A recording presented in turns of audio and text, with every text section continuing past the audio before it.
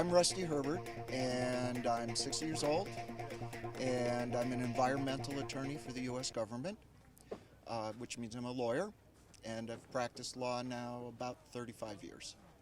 The competition here I knew would be very tough, and I've been trying to improve over the last 4 years since I started back again after a 35-year layoff of racing kayaks, and it's proven to be true. It's tough.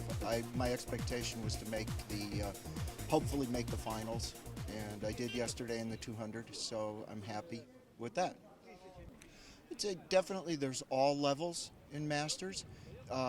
You can be very much a beginner and paddle effectively and have a very good time, or you can be a former world-class Olympian, of which there are many. Most of the men in the finals have all been national teams for their country into the Olympics, and you can train non-stop year-round and still not win. La Bestia! It's a very nice facility. The water really is not too windy or too choppy, which is always a fear. They have the modern starting gates, which I've never used before because we don't have them in the U.S. So I was kind of happy to try something different. Masters has been important to me. It's given me a chance to come back and be a serious athlete again. Obviously, you can't go back and relive your young days and be as fast as you were, but this gives me a chance to train seriously. I train 2 or 3 times a day. I train year-round. Changing over to the new equipment has been difficult for me. That much the layoff did hurt me. The boats are much more unstable and the paddles are much different now.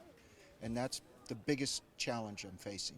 Of course, this sport is very big in Europe. When I was racing seriously in the 70s, I actually came to Europe and trained with the Dutch national team in 1979 with the expectation of making the 80 Olympic team.